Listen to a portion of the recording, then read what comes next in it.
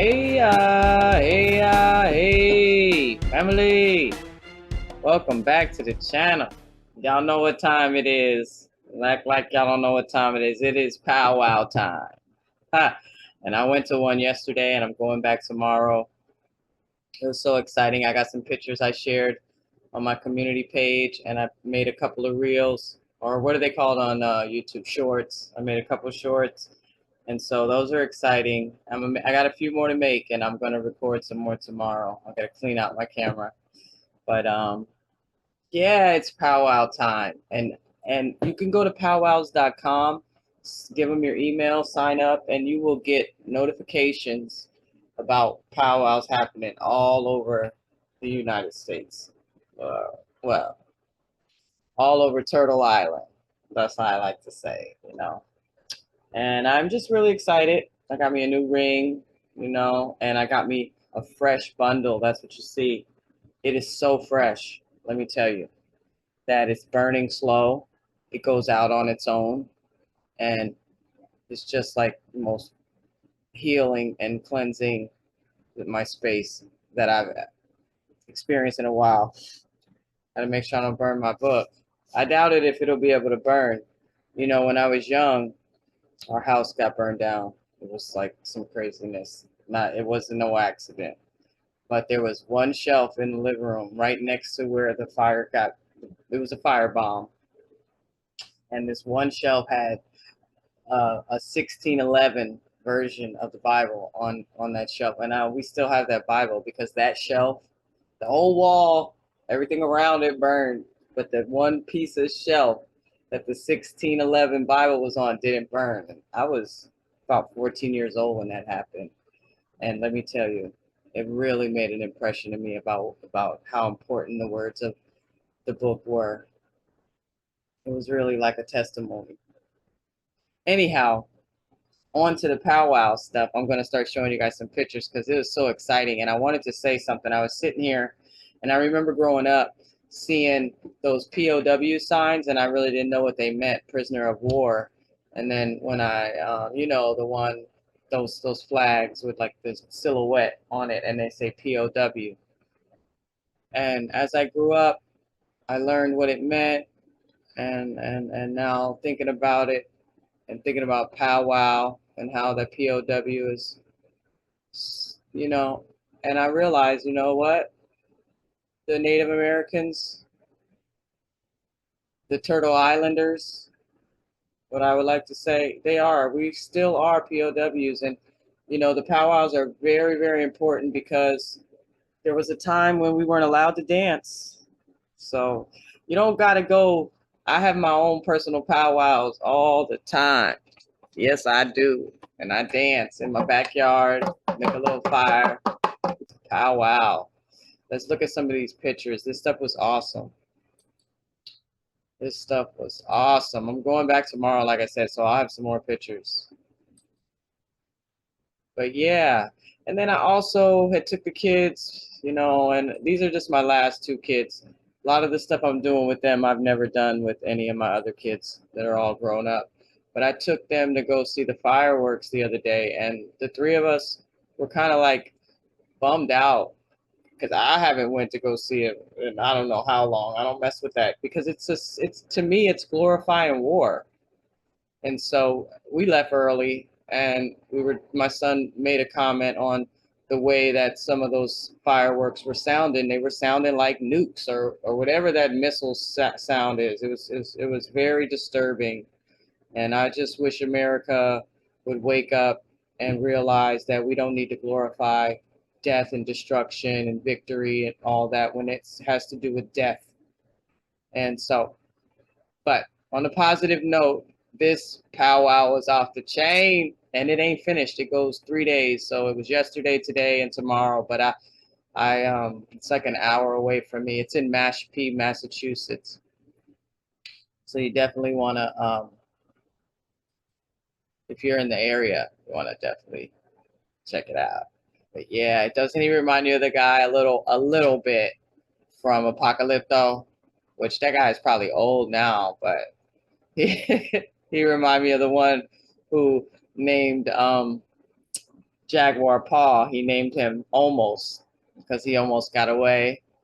Yeah, this regalia was beautiful. I'm gonna get some from behind so you can see the back of the regalia. Just gorgeous. And like I said, there was a time when we weren't allowed to dance anymore. And so now that we've been reading the Megillah and we understand about the dance and what it symbolizes, I'm just going to tell you guys, this is like national powwow time this weekend. So get out there, get your shoes off. Hey, if you can find some sage, find a feather. One might just fall right out of the sky for you if you're really going out there to dance with the people of this land and just go in and join in wherever you're at, wherever you're at. That's what I'm going to do even today. It's raining right now. I'd be outside. So I decided, let me finish this Mechezah, the lighted spot. But I wanted to share about my weekend, and I'm going to make some more videos. This was my favorite, this guy. Oh, man. But totally awesome, right? You couldn't even see his face. It was completely covered. So fresh. I think it was a bird. Definitely was a bird, right? And this guy's face was covered too. This guy was like 6'5" or something. He was so tall.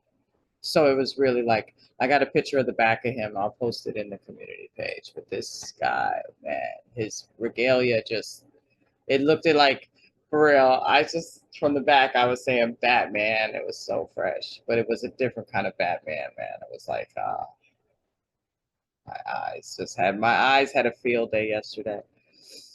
So, alrighty, let's get to reading now. This is going to sum up this Mechezah, the lighted spot, where she talks about how she came to earth this time without being born as a baby. So, yeah, let's get going. I will now shift my description of how I returned to El Cush without being born as a baby, because that experience began while I was performing an activity in what I am calling the objective shared group reality of El Cush. I will begin with a brief description of that shared reality. Remember that El Cush is the first heaven of the chain of heavens linked to this world. Did I say this is chapter 87 of the Holy Megillah Nasarean Bible of the Essene Way? And the title of this chapter is The Companions Visit Wizardess Mechezah, widow of Zebulon the wizard, at hot springs on the east side of the Jordan River. So, if you didn't get to see the videos before this, I was telling you that I was going to do a lot of talking about the things that she said in the previous videos because they're amazing. Okay, like she talked about the many mansions in El Cush. She's going to describe some more. So I'm just going to let her talk because this is even more exciting than what was revealed to us in the last two videos. So I'm going to let her talk, and then if we have time at the end, I'll talk about it all. But you might want to check out those last two videos so you can hear about the El Cushian sun and the El Cushian moon. And yes, I am going to get to make another video about the witness of the stars. But I need to finish this first because this was actually what led me to go back and read more about the stars, because she's talking about Nasarean astrology and a form that existed before, when Eden was the first heaven before the fall of mankind. So that's just, I went crazy. I dived into 6 or 7 rabbit holes, but I want to finish this because this is very important. So she's already explained about the personal mansion, and now she's going to go into a shared group reality of El Cush and how that works up there. All right, so let's go. That's why I said there is a group reality here in this world. And man, right now, as I'm speaking, there are powwows going on all over. This is July the 6th when I'm making this video. And there are tribes dancing in multiple states here on Turtle Island.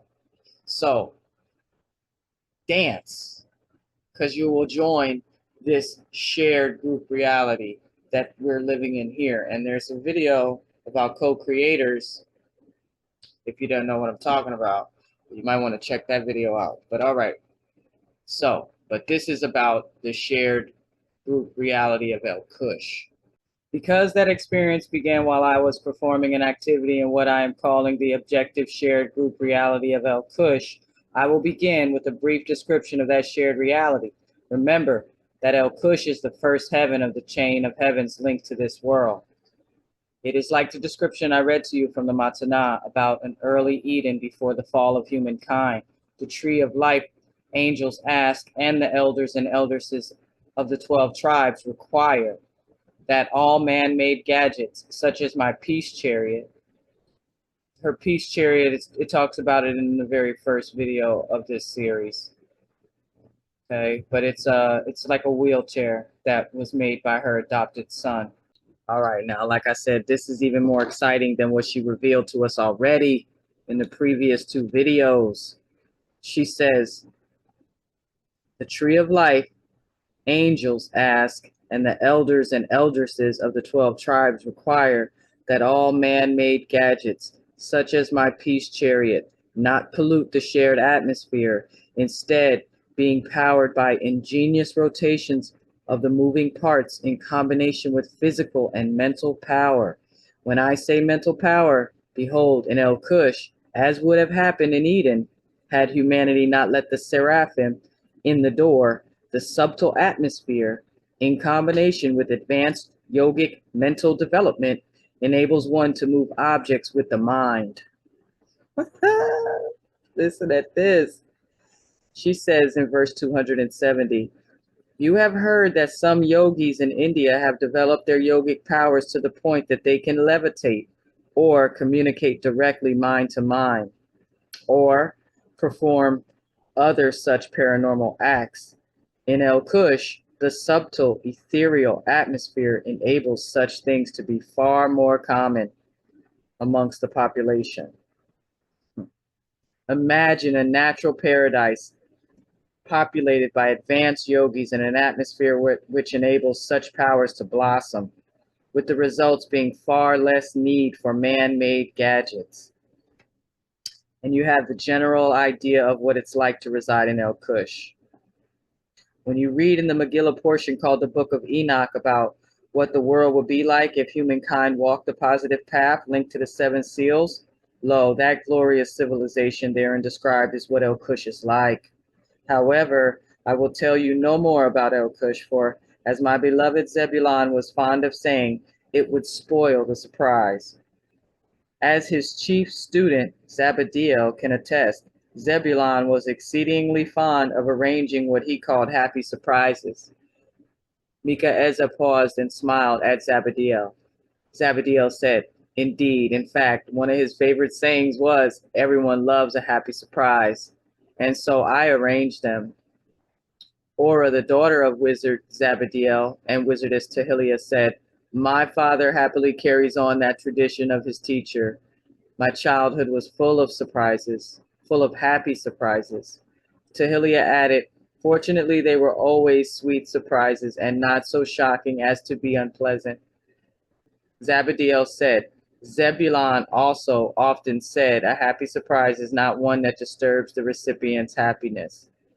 Mechezah, clearly happy to hear the words of her late husband remembered and shared. She continued her talk.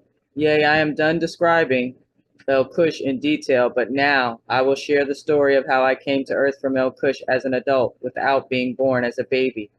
You have all been so polite in regards to my 2 missing legs. Not one of you has asked me how I lost them. This story will reveal the answer. So in the last 2 videos, I was talking about a deluxe apartment in the sky because where they're at right now is on the east side of the Jordan River. And I don't know if you guys know about the Jeffersons, but they was living in a deluxe apartment in the sky, and it said it was on the east side. And it's so funny because the song says we're moving on up, and that's where her house was. It was in El Cush, and you heard her say at the beginning of this video here that El Cush is just the first heaven of the chain of heavens that is linked to this world. So she says in verse 285, in El Cush, my house, according to my own choice, was located near where the Rainbow Bridge river of light spirals up from the earth to El Cush and then beyond. I had discovered that this was a great location for performing my chosen ministry. That ministry was to sit in my treehouse and gaze into my crystal ball after reciting the following prayer. Elohim and Jaja, who am I destined to help with my prayers this day? You know, from reading the Nasarean book of Enoch and the Megillah, that it is at the fourth heaven that we specialize in being prayer angels, but that does not mean that one who feels called to do that ministry cannot do so while in El Cush. Lo, even a human being on earth can choose to participate in a prayer ministry. In my own situation in El Cush, each day that I felt called to, I said that prayer and then gazed into my crystal ball. So verse 291, she says, I had been gifted this crystal ball by the heart of the holy mountain at the highest elevation of El Cush. It came from the heart of the mountain already formed in the shape of a perfect sphere. It rode to the surface on a magical underground stream and rolled to me from the sacred waterfall near where I sat in meditation one auspicious morning. Having taken it that morning to my treehouse, my prayer ministry began that day. Each day that I felt so called and chanted the prayer, Elohim and Jaja, who am I destined to help with my prayers this day, behold, the image of a human or an animal on earth appeared, often in some sort of tough situation, and I prayed for them. But on the day that I met Zebulon, which is the same day that I lost my legs and came to earth, something different occurred. Behold, I said the prayer and gazed into my crystal ball, and I saw a human being, the Nasarean wizard Zebulon, about to be killed by a red dragon. Now, red dragons have made an agreement with Abraham and Sarah not to directly attack humans until the era called Armageddon is upon us, and that treaty is then ended. But she says, however, if you know anything about red dragons, you know that they are not to be trusted to keep promises or treaties very well. That is why they are ruled over by the black dragons. So just as evil and even more cunning, the black dragons have more self-control than the red dragons. So seeing this red dragon about to attack Zebulon on earth, a clear violation of the treaty, rather than try and form a prayer, behold, without thinking about it, I simply jumped into the Rainbow Bridge river of light and was instantly on earth, standing between Zebulon and the red dragon. The swipe of the clawed arm that had been meant for Zebulon hit me instead, cutting off both of my legs. Evidently, even though my transition from El Cush to earth happened in a flash, my body had been converted to a human physical body so as to be appropriate for this atmosphere. Because the red dragon was shocked to see me suddenly appear and receive the blow that had been meant for Zebulon, it paused a moment to consider the situation. Before it struck again, lo, Abraham and Sarah, he as a golden dragon and she as a silver dragon, appeared and drove off the red dragon. I would have bled to death, but they cleanly amputated the poison remains of my legs and put a stop to the bleeding. They could not replace the legs and told me, you will need to remain on earth for the rest of the lifetime of this physical body. But lo, a human lifespan is but a blink of an eye. And when you return to El Cush after that lifespan, there will be a happy surprise there waiting for you. Zebulon, having witnessed all of this, was at once thankful for my intervention, yet exceedingly sorry that I had been so injured. He purchased a farm near the hot springs so that I could bathe each day in the warm waters, which was very comforting to the stubs that remained of my legs. We lived together for 3 years before I agreed to marry him, as at first I was concerned that he wanted to marry me out of sympathy for my condition. But after 3 years, behold, I realized that he truly loved me, not only in a sympathetic, compassionate manner, but also in a truly romantic manner. That was truly a happy surprise, and thus ends my story. So, one more verse to end this chapter. It says, the next day all of us, Mechezah, her adopted son, and Mechezah, and the Lord and the lady and their companions, soaked in the hot springs in the morning. And then Miriam and Yahshua gave their presentations to the guests that Mechezah had invited. And that is, my friends, chapter 88 that I've been wanting to do for a few weeks now. But I was told that I needed to do 87 because it goes right into them. They're at these hot springs. And I'm going to just give a little spoiler. Yahshua's presentation on various water therapies is what's coming up.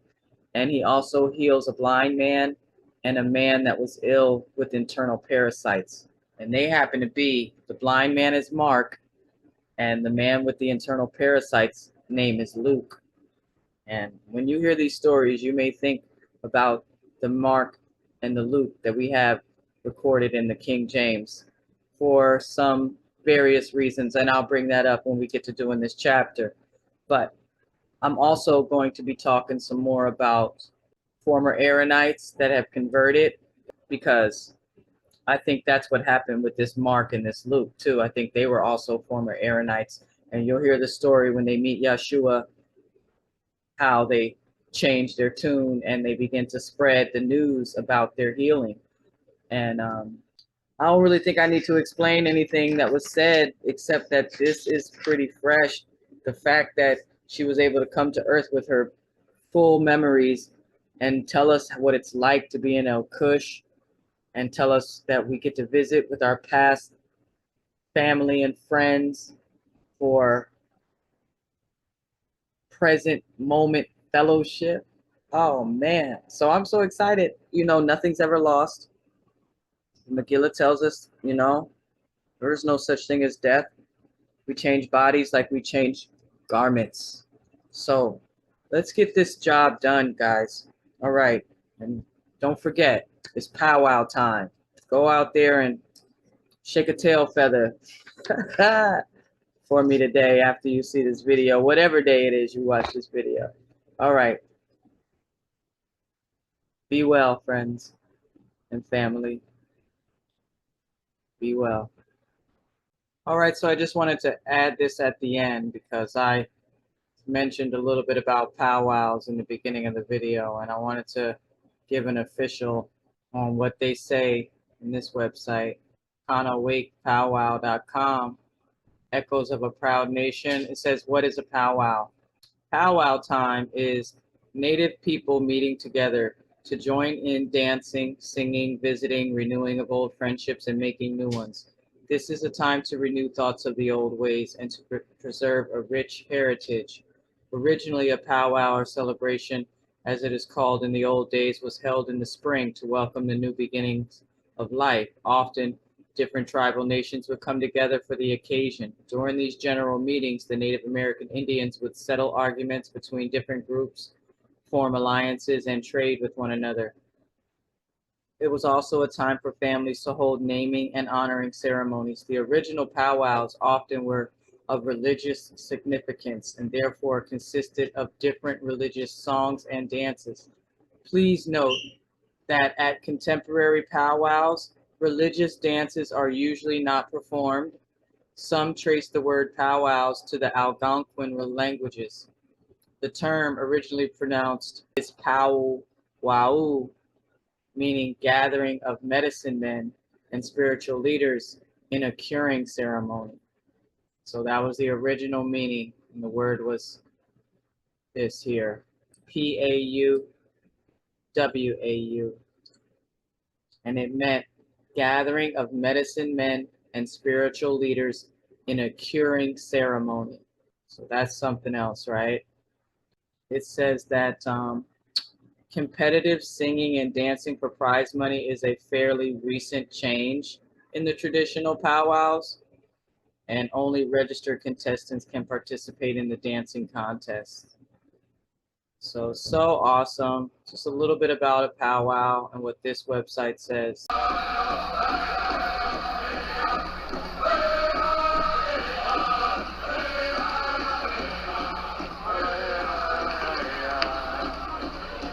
They said, hey, yeah, I told ya.